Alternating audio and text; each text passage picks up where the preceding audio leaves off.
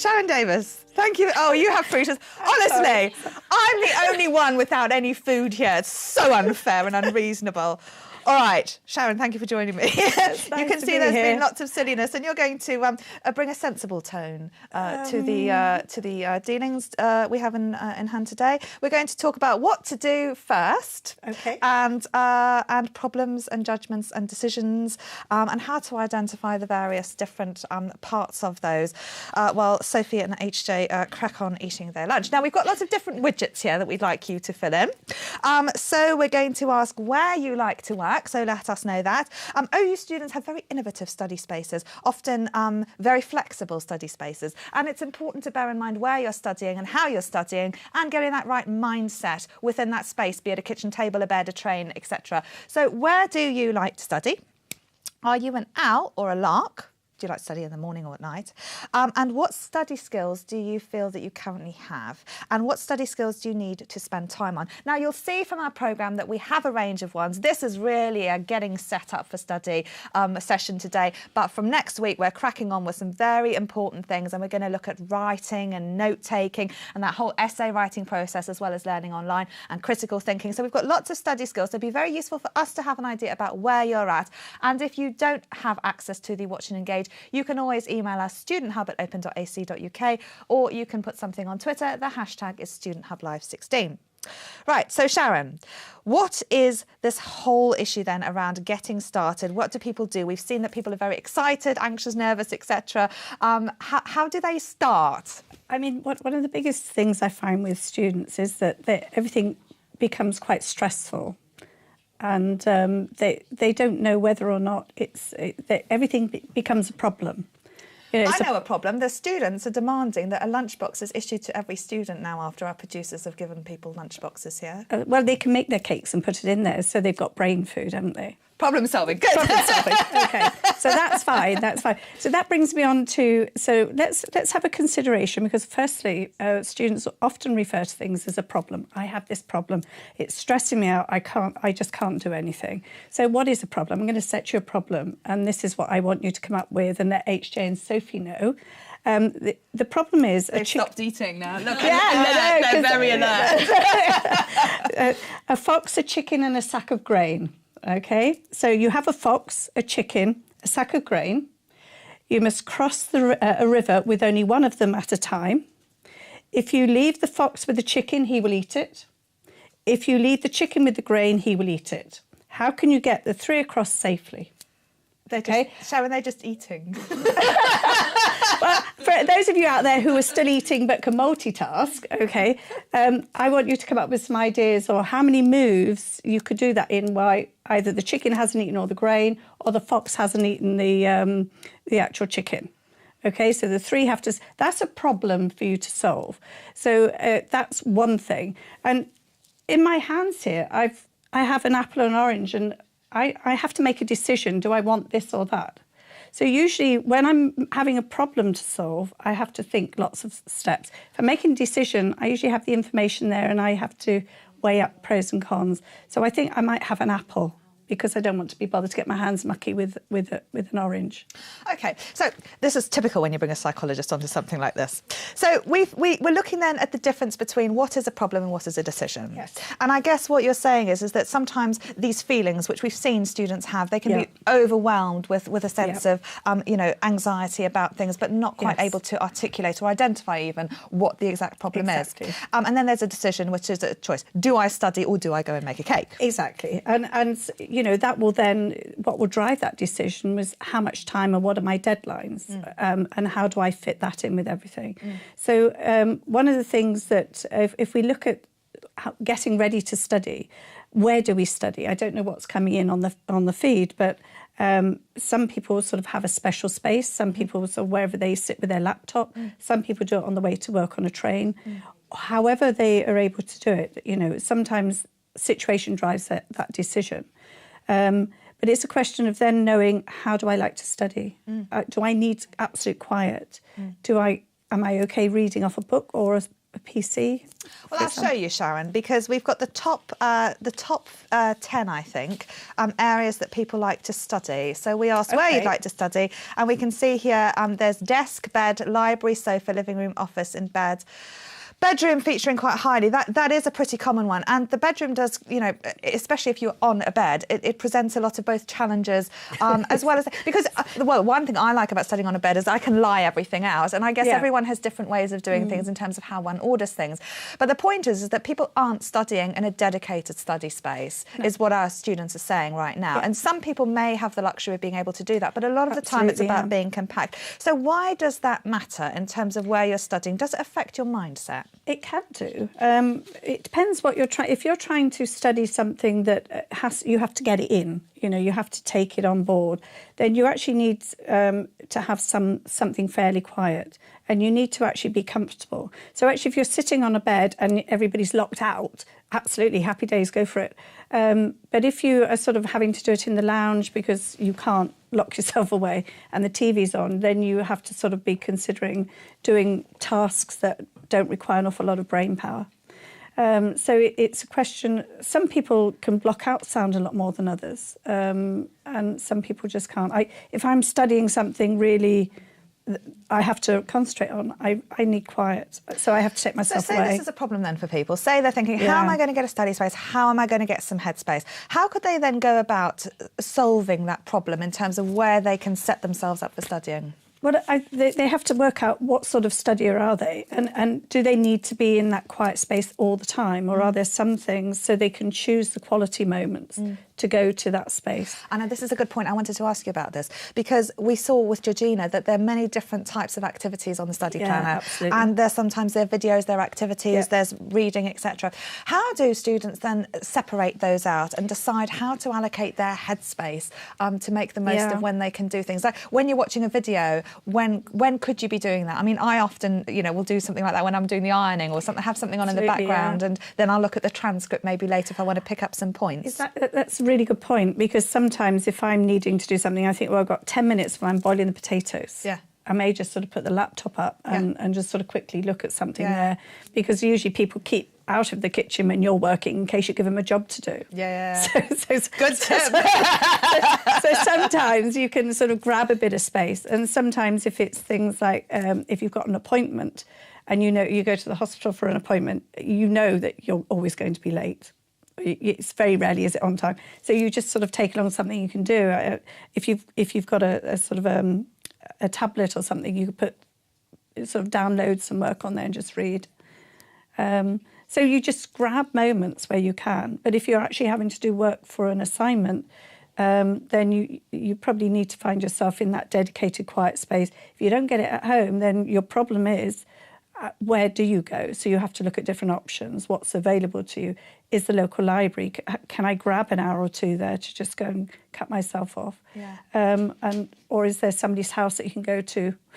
So I guess part of it is identifying what do I need in terms of, do I need quiet? Do I need access to resources? Do I need my materials? Yeah. And how can I be flexible enough to do that? And also, thinking about the locations and thinking about support and what people might need. I wonder how you guys feel about that side of things. I've heard from a lot of people, they might have difficulty sort of asking for help, saying, would you mind having the kids? Would you mind doing X? When you're watching your favourite TV programme, do you mind if I go into the office, etc.? So I'd be interested to see how people manage those.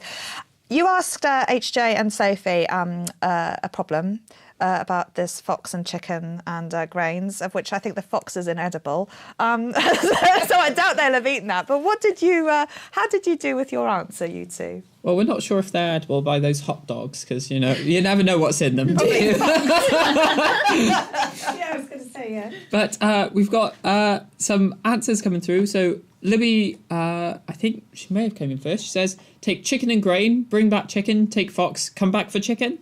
And Julia says, fox and grain first. Fox comes back, chicken gets on raft, chicken gets off and grain comes back, fox gets on and fox and grain go back. I'm getting very confused. This is very complicated. There are some points there that you've got too many things in the boat. But also at the same time, you've got times when you've got the chicken and the fox left together in the boat. Oh, and we can't do And that. you can't do that because one will eat the other. I think Kerry may have come up with our definitive answer. Okay. Says the man and the chicken cross the river, and the fox and corn are safe together. He leaves the chicken on the other side and goes back across. The man then takes the fox across the river, and since he can't leave the fox and the chicken together, he brings the chicken back. Again, since the chicken and the corn can't be left together, he leaves the chicken and he takes the corn across and leaves it with the fox. He then returns to pick up the chicken and heads across the river one last time. Has she got it? Sounds good to me. Actually, if you read all those answers, there'll be several different ways of coming up with with an answer. So there's not always like with problems you feel you have with study or where to. There's probably several different solutions. And the thing is what works for you best. And that's a problem. And usually sometimes you may have to go elsewhere for help, to actually sort of... So either your tutor if it's academic based, it could be your tutor if it's academic based, or it could be student support team if it's about money or various bits and pieces along those lines. And if it's about time and where you sort of speak to members of the family that can give you a help. There'll be lots of things as long as you're thinking about whether is it a problem or is it a decision I have to make. And sometimes it creates a judgment call, because I know if you've got little ones, for example, and you take them to gymnastics and swimming and yoga or whatever, sometimes you'll have an hour or two while they're doing their thing that you could perhaps get some work out and just do a bit of sort of... So it's about being flexible, but not thinking, gosh, I've got to cram this and I'm never going to have a life and I'm never going to be able to boil potatoes in peace again. It's about being flexible and thinking, when could I do these? How can I get through it all? And what can I do? I wanted to talk about the various sorts of hard and soft problems, because like all psychologists, we like hard and soft things. And the other thing I wanted to pick up on as well is that whilst you're saying things like, are you an owl or a lark? And I'd like to see, bearing in mind that we're watching this today in the daytime, when we've had quite a few emails from students saying, why aren't we on in the evening? I'd like to see whether people are owls or larks. Now, we've got the results in. 58% say they are owls. So nighttime, so very, very common. Now, what I'm interested in here is this idea that people can say they're an owl or a lark because they are studying it that way. But is that the most effective way of studying? And we have an app which you can find on the resources page of the website, which is a game actually which Martin Thurkettle and colleagues designed in the psychology department to see actually whether you are most effective in the daytime or evening. And then you can plan those more complicated study tasks around those, because sometimes, it is through necessity that we'll end up studying at a particular time of day. And actually it's about thinking, is that my most effective? And when are those concerted efforts that I need to make? So what would you say about that, Sharon? Well, I just think it's really quite... When I was at university a long time ago doing my undergrad, I used my best study time for me was between midnight and about 4 a.m. And I worked out in the end that it's not because that's when I study best, that's because when I was distracted the least. So I didn't used to get sort of invitations to go out down the pub and things like that. Now, what I find is that I'm the most productive first thing in the morning. So any time from 6 to about 1 o'clock, if I want to do some really good thinking work, I timetable my sort of that time. If it's just stuff that is needs to be done, admin-y, or, just sort of reading over some bits and pieces, I do that in the afternoon because it doesn't require my brain power. So sometimes situation makes you an owl or a lark. If you have children or young children, again... A lot of people are saying that they study when their children are taking a nap, and somebody's actually got their child watching Minecraft at the moment while they're here.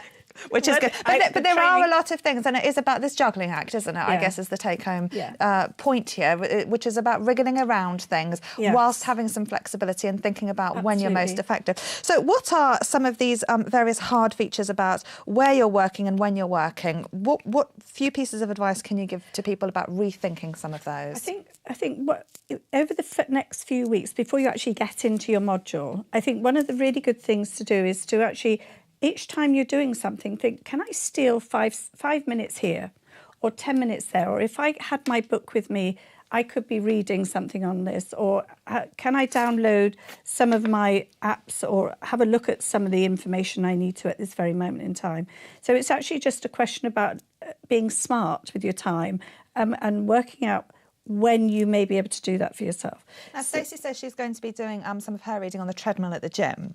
good, as long as it's safe. So now some of these things are, well, yeah, you mustn't run too fast then. Bike's better. But in all honesty, you know, how there's this idea, I think, and I'm just wondering whether there's some anxiety going on about trying to cram it in, because there is a lot to cram in, and also not all of it is essential. So, you know, you need to look at the assessment, and this is something we're going to pick up on later, about identifying your priority tasks, because you don't have to complete everything within that study planner, and you certainly don't have to do it week in, week out. And we'll be coming back to that. So I don't want to stress everybody out thinking, you know, that they have to be doing their study all the time. Not every moment of the day. But there are certain tasks that you can do on a treadmill. There are certain tasks that may require a bit of reading. What would your advice be as a tutor then, in terms of that effective studying? Is it a good idea to do something half-heartedly? And again, we're looking at note-taking next week and reading, because there are some things that are important to skim read and some things that are more complicated. Yeah. So what would you say, Sharon? I think when you sort of get your material, I think for me, this is how I would do it. I would just skim, you know, as much as I could, that sort of keep up with the planner. I wouldn't have to go into it deeply, but if I found something interesting, I'd make a little note. I would also sort of look ahead to see what my assignments are going to be about, possibly, and just sort of, as I'm skimming through the reading, sort of make a note of where I could find this information. So I sort of planning as I go, but not actually sort of stressing myself out as to, I've got to remember everything, got to learn everything, because you haven't. You just got to be familiar with the material and then know when to use it to go back to it. So. Okay. Sophie and HJ, are you still talking about foods? What we do love our food here. I don't think we're ever going to get away from that now, are we? That's the problem. It is a life skill. Yes. And it is lunchtime. It is lunchtime, yeah. So when your blood sugar drops, as Suzanne said. But we got some great things from people saying where they like to study, which is really nice. And because we were talking about that. So Julie says she likes studying in her car while watching the ocean, and it's one of the benefits of living in Devon, which is really lovely. But Sylvia likes to study in the bedroom on top of her bed because she feels that's peace of quiet. And Catherine studies first thing in the morning when everyone's asleep. Yeah. So there's lots of different study spaces. The only right way is the right way for you. Yeah. And that's what you have to, you know, so it isn't important that you're stuck in a study isolated as if you're in a naughty room. Because if I'm in my office and everybody else is downstairs, and I feel as if I've been sat on the naughty step. And it's important that you actually enjoy and learn, you know, sort of your study, but also know when you need to take yourself away and give yourself permission to actually say, I've got to focus on this because this bit is important. Now, there's one thing I wanted to pick up on. I remember when I first started my AU study, and I wouldn't go anywhere without all my highlighters and my stuff. And I thought, if I start highlighting this, and I do it wrong. So I used to highlight everything. But, you know, I used to have this anxiety that if I did something wrong, or if I read something and I couldn't remember it, then that would be the wrong thing to do. And I remember feeling those anxieties about studying. Now, I don't know whether that's normal or not, but what would you say to students who might be feeling under pressure with getting it right? What is right? You know, who knows what is right? And it's sort of... If you are sort of following the material, if you don't get it, you just go back and read it again. Yeah. If you don't get it, you go on Facebook and chat with the people on there. You know, the warning is with Facebook is if you're coming up to assignments, if you're still unsure and they're telling you something different to you or something, you go back and ask your tutor. Yeah. But they're a good forum for sorting out. And you know what? I can read something several times before I get it. And sometimes they're written in a way that doesn't actually work the way my head works, and my head works quite differently sometimes. And I'm reading stuff and thinking, really? What are they telling me? I'm so glad you mentioned that, because this is something I think a lot of students struggle with, is they think like, oh, I don't like reading, or I didn't get that, or they like watching videos. So everyone's got their preferences and everyone learns in different ways. And just because something is written down doesn't mean it's the right way of communicating. So it's important to recognise that it might not be that you're stupid. It might be that it's not explained in a way that you understand it. And there's on the study skills pages, there's your learning style. Yeah. And so that would be really good for you to visit and just say, well, actually, I've never thought about this. I always thought it was my fault if I don't get something I've read or somebody's telling me. Yeah. But actually, you think what you need to say is actually that they've not written that in the way my head interprets it. So I need to find out how I can deal with that. Because you can't change the textbooks, but you can actually sort of say, OK, it's not me that's wrong. It's just that there's a mismatch with the way that the person who writes that book and the way my brain works. And so I have to work out how I'm going to make these two. And then you can read around the subject, have a little look on the Absolutely. internet, a look in the library, and figure a way out chat, around yeah. that. So turning then to this idea of subject-specific things, and Yeah. you've provided a really helpful resource, which we're going to put on the website. So that will be, if it isn't already, on the website. So you can tick through and think about the various aspects that Sharon's been talking about where you're studying and how you're studying, etc. But in terms of actually the subject area and what to do first, we've seen that some students are getting their module materials right now. Hopefully there's more still coming through the post as this session is going. But for some students, they're going to get access to their module website on Saturday. So what do they do first in terms of how they're starting to navigate that side of things? I think the first is just play with the website. You know, Helen sort of was talking about just go in there. You're not going to break it, and so did Georgina. You just go in there and explore and play. Have a look at the study planner, open up your books, and just get your head around how it's organised and, you know, what they're talking about, because the acronyms in the OU are just like, really? You know, is numbers and letters for everything. And you just sort of think, whoa, what does this mean? So the other thing is looking at a glossary of terms, because often if you would have studied some of these subjects at school, but most of these subjects come with a whole language. So if you understand what the language is, and if you studied it before, there'll be new bits in there because research has carried on. So have a look at the glossary and make yourself familiar with some of the language. And don't forget that when things come at you, especially in some of the science subjects, you think, oh my goodness me, I can't get this. It's actually, if you take out all the nouns, which are different words, and you get to know what they are, then what they're saying about it is really more straightforward than you think. So don't beat yourself up. And and it's all new. So it takes quite a few weeks to get the hang of it, really. I'll tell you who is beating herself up is Siobhan, who says, did anybody else plan to spend the whole summer getting ahead? I know this is really familiar. and failed dismally. And failed. She just needs to replan her time, that's all. Yeah, revisit your expectations, I think. Yes, that's a good idea. It's not failing, it's... But there is, I mean, I've commonly had people say, what can I do right now? What can I read around? And Georgina told us that you only need to focus on the module materials, especially if you're in levels 1 and 2, and certainly in the early days of level 3 even, and you only do research when you're instructed to. But you know, some students can think, oh, I want to get ahead, and what can I do?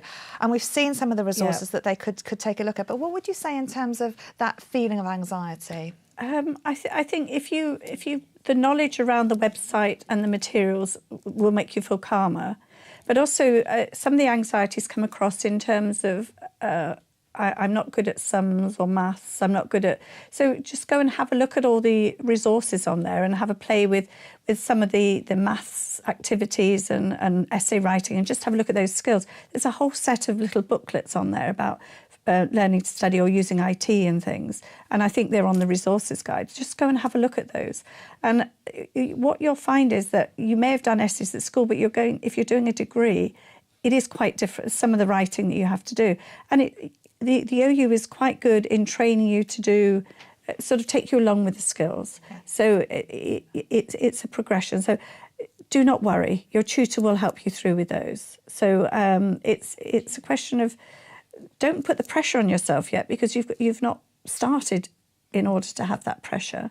And it just enjoy it, really just enjoy it. Yeah, no, absolutely. I'd like to pick up on that point again about some of the skills. And we asked people earlier, what study skills did they feel that they might need to brush up on, and see what they had to say about that in a minute. Because, of course, you know, that's the whole thing now, is that anxiety about not only the subject, but also the study skills. So let's take a look at what people said. There's a fairly nice split here, with reading and note-taking taking the lead narrowly by 26%. This is why I've never got a job commenting on those horses. But anyway, 26% are saying reading and note-taking is a key thing, followed closely by editing and referencing. So important parts of the process that we will turn on specifically next week to look at in a lot of detail. But it's partly, I guess, what you're saying is it's important to recognise which skills you might need to be mindful of. Yeah. And bearing in mind there is a lot of stuff you can do, but it is a work in progress. Absolutely. I mean, even now, I don't know how many essays I've written in my life. I hate doing them, I have to admit. And so I always look for a structure that suits. And even sort of they're always a work in progress. It doesn't matter how many years you've been writing them or doing them. This is why you write in teams of people who edit for one another. So if you expect your essay or any piece of written work to go in and be perfect, well, it won't be, because we're human beings. So, it needs to do what you're being asked to do, and no more. If you get commented on in terms of look at your paragraphing or how many, these sort of points that you're making in your paragraphs, that is something you'll learn on the job with your tutor. That's their job, is to guide you through that particular process. So we wouldn't expect you day one to sort of produce this undergraduate academic essay that sings and dances, because it's a skill that you learn, and unless you've done a degree already, you probably won't have actually honed those skills. Yeah, no, absolutely. And I'd be really interested, I don't know whether we can pull that widget up where we were looking at what level everyone is in the chat room to see whether there are a lot of new students here. I hope there are. So let's see if we can pick that up in a couple of minutes. There's a lot of love in the chat room for HJ's Miracle Mask game. So I'm certainly going to Google that later when I'm not procrastinating. But I guess, Sharon, just returning briefly to that point you're making about this whole journey. Yeah. The OU does structure these things so that your study skills are often built into things. Yeah. So you're not all of a sudden going to go and do note-taking, etc. No. You will start to learn those, and in those introductory modules, they are very carefully, planned out. So you've got the skills and the content, and we've got 70% of people here who are studying at level 1 from our feedback. So that's fantastic. 16% at level 2, level 3, and of course there are lots of tutors here and lots of academic staff as well from the Open University. And thank you so much for you guys as well for joining us today. So interesting. Okay, so what would you say about this progressive journey then? I think the thing is, it's look at for your tutor feedback.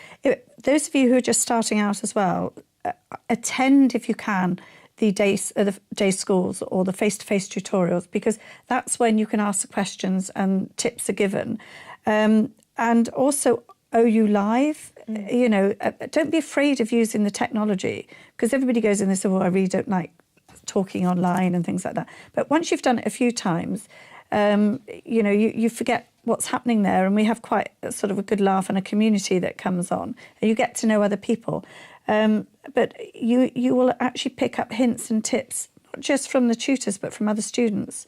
So it's something that's been set so that you're assessed basically as you go along. So it's the expectation with a level 1 essay will be slightly different from that at a level 3, because you will be so much better at level 3. And the amount of referencing you do at level 1, the first few essays you do, there won't be an expectation for you to put referencing in, for example, but they will guide you through, and the activities will match those on your module website. So they tie this academic skills in with the module content and subject specific. So they chug along together, really. I can get why people are anxious about note-taking, because, again, it's like, what are those notes? I have to still commit to note-taking on the back of paper that I've written on, because I don't feel quite at a level where it can be on nice, clean paper. So we all have our little foibles about things like that. But referencing, which is something that is taught, why do students get so anxious about that? Because actually it is a skill. It is a skill that you learn, and even now sometimes I get it wrong myself. And I think it's, especially it's more complicated, I think, for students on some levels these days, because you've got all sorts of internet things and downloaded papers and reference books and things, which once upon a time you just had books or papers. Sorry, there's a noise in the studio. Sorry, Sharon. Okay. Yeah, I wonder what that was. Anyway, so they on the actual the OU tends to use Harvard, which is a specific style, and there's all sorts of. I hope that's for me. Popcorn's ready. Well, we just thought, since we had the microwave here. Sophie, what is going on? Well, I was wanting dessert. You come here with the microwave. So grapes just weren't doing it, I'm afraid. I wanted some sweet popcorn. It's to share. Oh, well, there you go. There you go. Oh, we're all wanting hot dogs, and now everyone wants popcorn. We're going to have a lot to answer for. Popcorn is something often, if I will have a bowl by the side when I'm studying sometimes, because, Yeah, no, popcorn is really good, actually. It's really good. I like salted popcorn. Anyway, no, back to referencing. Okay, why is this a problem? Why is sort of the actual skill of... why are people nervous about it? Because it's where else do you do it other than in academic study? Yeah. You know, and you're actually training in academic skills. However, it's an incredibly important skill you pick up because otherwise if you quote somebody else's work without sort of recognising all those years of research they've done, it's like cheating. It's like it's called plagiarism, and that's a sort of academic heinous crime, really. So it's something that you really do need to get to grips with. However, your tutor will take you through it and the activities. So it again, like your essay writing, report writing, your data analysing skills, all these sorts of things will sort of come in as you go along. So they'll be part of the process. So yes, make yourself familiar with them, and then just sort of take it on board as at the pace at which the module sets you, really. Yeah. And as a tutor then, how heavily do you penalise people who put the comma in the wrong place? Good question. I do like grammar. I do like correct punctuation. I think one of the problems is that if you don't put a comma in the right place, it completely changes the meaning of a sentence sometimes. And if I'm marking work and I have to read it 6 or 7 times to think, what is it this saying? Yeah, obviously. I mean, that would be terrible. But I mean, in referencing, I would never dream of it in a sentence. But in terms of referencing, you know, it does, you know, people aren't expected to do it right first time round, are they? Absolutely not. And you know who's brilliant at helping with referencing is the library. They run really, really good sessions. And in fact, next week, we're going to be having someone from the library take us through referencing. But it is an anxiety and one that is there nonetheless. Let's see how everyone's feeling, Sharon, right now. And Sophie, no more microwaving. Excited, calm, lunchbox, cake, relaxed, eager, ready for study, Not stressed. Oh, more good. confident. Oh, that's lovely. That's Still reassured. hungry though, Sharon. I know. I think yes. It's all the brain food. It's all the brain food. Isn't it? Oh.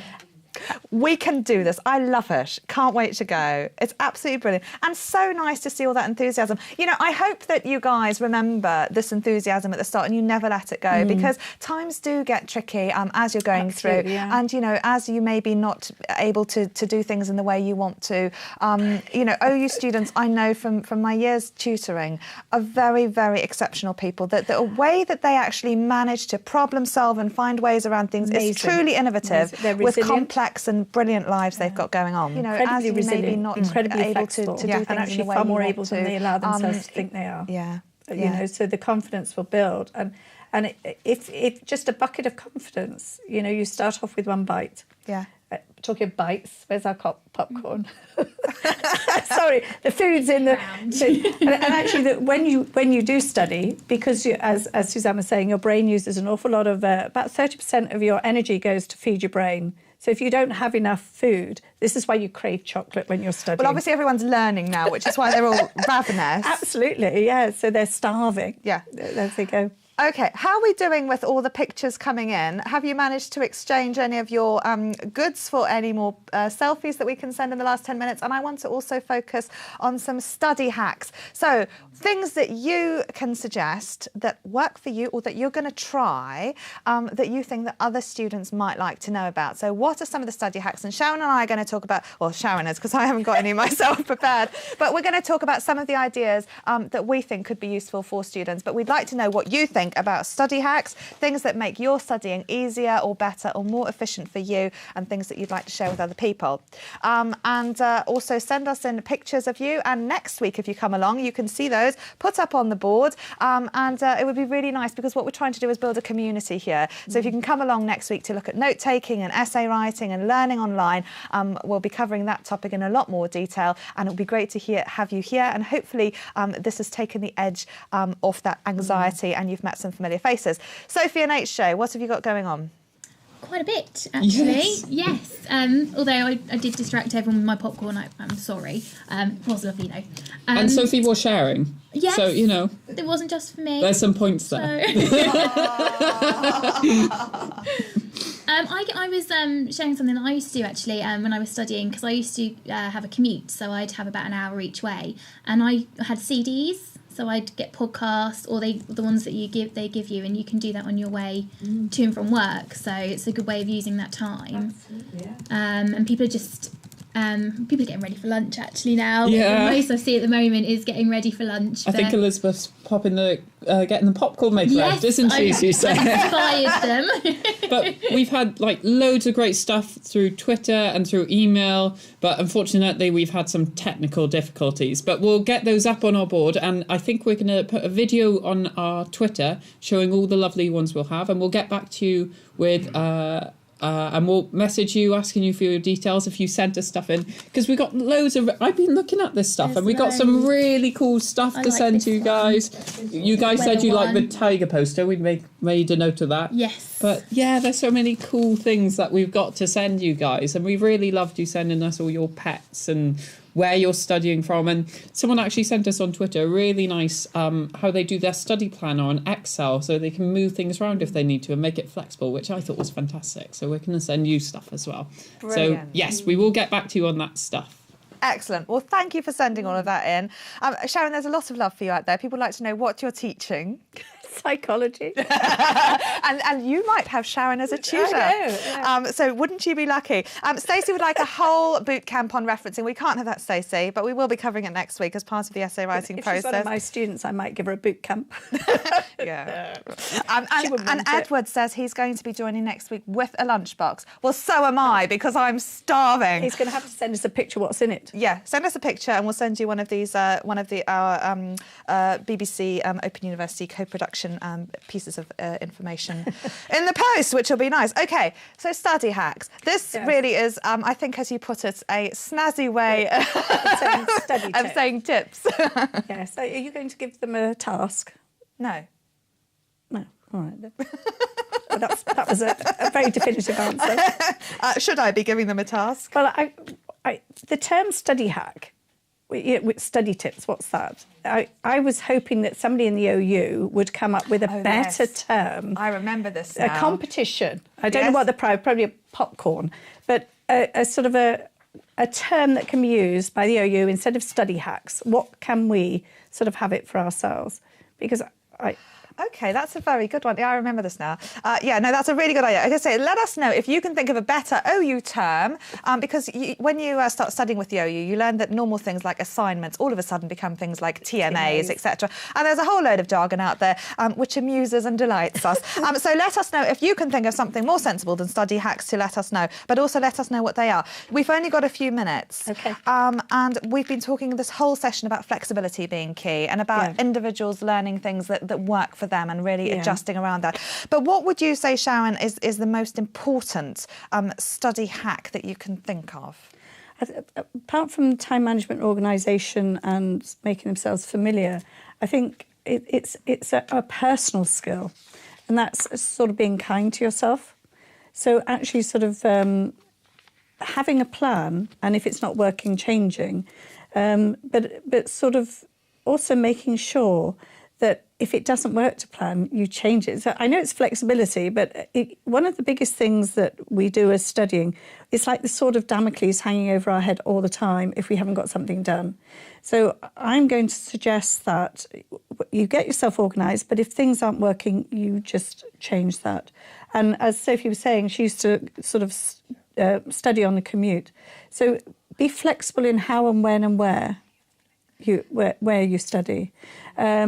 And that's what, I mean, I could give you things about sort of every hour take a break or, sort of pace yourself. But actually make sure you know when your TMAs are coming up as well, and so that you haven't got last minute panics. OK, so find out what the deadlines are, what you need to do before you need to do it is your advice. I think so, a big wall planner with them on. OK, brilliant. Hey, Shane, Sophie, what are your study hacks? What have people been saying?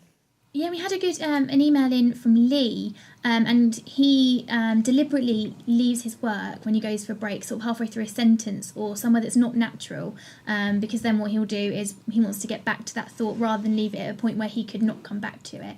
He wants to carry on that work, which seems like a really good idea.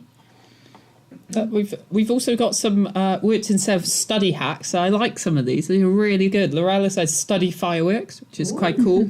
Elizabeth says study catalysts. Adrian says study steps. And Kerry says study tricks. So we've got all these different words. So maybe the OU will adopt some of them. But we have had some great study hacks come in. I think Nathan's come up with a really lovely one, I think. He said he has a board of photos and goals of what I want to achieve above my desk, which helps keep me motivated when I lose my enthusiasm. I think that's a really nice one. I might try that. Nice. But I also saw another great study hack that's getting into sort of a little ritual before you start studying, which I thought was a really good idea. Some people like put on a certain pair of glasses or drink a certain tea. I've got... I like to wear my hat as well before I'm studying. I think... Did you bring your hat? Oh, no, I can't. My hair's too... I can't have that hair today, unfortunately. I thought we discussed this. You were going to bring your hat. No? Have you got one for me? Oh, yes. I did bring you a hat. This is... I thought it's a really cool hat. I think you'd appreciate that. Sophie, it doesn't suit you now. This is my hat. I think I can do this, the study hat. I like your study. I'm glad I brought this as my backpack. I always have a fez on hat and shit. That's just... I walk around with it. So what, you two sit down and do your studying with hats on, is it? Oh, yeah. That's our ritual now. Yeah. We're going to try this... Give the it a tea go. and the hats. We're going to do this. tells other people, don't mess with me, I'm studying. If you guys have a study ritual, would like to know as well. A lot of people we're talking about, they like drinking Earl Grey tea earlier. I'd agree with that one. So let us know your study ritual too. Well, I'm afraid this has all descended into a very farcical... If there's one thing I could say, that the last thing I'd like to say in terms of study hack is we live in a world where if we're not physically doing something and busy, we actually don't think we're working. One of the things I say to my students a lot, think. It's okay to give your time. You can think wherever. You can think about your studies. What do I mean or what do I understand by things? And we do not give ourselves enough time to go out and find out what we think and understand. So you don't have to be writing and typing and reading. Sometimes you do need to take yourself away to get your brain working. OK, this is what I understand by this. Sharon Davis, thank you so much. I know that that's been very, very useful, and a lot of people are really hoping that they've got you as their tutor. So not everybody will, but fingers crossed you just might. OK, let's see how you're all feeling right now. We started today with a bit of anxiety and a lot of excitement. So let's see how everyone is doing. I hope you found today useful and that it's made you a lot more reassured about your study with the OU, and most importantly, that you're part of the OU community, having met some of the academics, some of the tutors, some of the students, and also each other. So let's see what you had to say. You say you were feeling a lot more relaxed, excited, chilled, starving. Yeah, I'm sorry about all the food. A lot less stressed. I want my books. Well, hopefully some of you have got those books since you put that up. Engaged, confused, worried I'll fail. OK, so there's lots and lots of stuff going on here, and all of this is really brilliant. All of this is really normal, and there will be highs and lows with it. And next week, we're going to be talking about starting to study. So we're going to look at the online learning environment, how to actually learn online. So we've been talking about a lot of flexibility, but we'll show you some of the advice from some of the OU's people who specialise in online learning. And we'll also be taking a look at note-taking and essay writing and the ever-popular referencing. But I would also like to thank my guests who've been on today. We've had the module chair, Georgina Blakely of DD 102. We've had Helen Clough from the library. We've had Suzanne Svesner from the science department talking about time management, and Sharon Davis, a tutor, talking about task planning and what to do next. There's loads of resources on the website. We're keeping the chat open for another half an hour. So if you've got any links you'd like to share, we will gather those and we will put them on the website. There are also some forums there. So this is the chance to say anything. We'll be monitoring those in the week. Put things up there. Tell us how you get on with some of those resources. Some of them are absolutely brilliant. And they can be a really nice way of actually sitting down and thinking, OK, I really want to get on with something. What am I going to look at? So see what suits you and maybe have a go at those, and let us know what you thought of that by putting a comment on the forum. You can also select the Count Me In button on the website, and we'll add you to our mailing list and we'll let you know about future events. Although the next one, I can tell you very reliably, is at 12 noon on Monday, and we will all be bringing our lunch boxes, and I'd be interested to know what you have in yours. We will also have collated all the selfies that you've sent us, and if you haven't managed to do that, chuck it on a phone, email it to us, studenthub@open.ac.uk, and we will have our social media board populated with all of those wonderful selfies, and looking forward to seeing that next week. Anything immediate from you two? I think a lot of people Any more trouble you want to cause? I think, are we done? Are we finished? I'll do my best Maybe behaviour not. next time. Yeah. Right, HJ and Sophie will be back, or actually it'll probably be somebody different on our hot desk, which is our rotating bank of people feeding in all of your chat, etc. So thank you two very much, in all seriousness, despite the microwave and the hats and the hot dogs and the popcorn. You have done a sterling job. And thank you all for chatting so willingly with each other, for filling in all those widgets. It really has been an enjoyable session. I hope you found it useful. There's a feedback button on the website, so that'll just take a couple of minutes to tell us what you thought. I'd really appreciate it if you do that. And if you've got any ideas about what you'd like to bring up in the future events, or ways in which we can improve this, do let us know. And you can also drop us an email, which is studenthub@open.ac.uk. I've been Karen Foley. Thank you so much for joining us. We'll be back next week. I'm really looking forward to it. I hope you've enjoyed it today, and we will see you next week. Bye for now.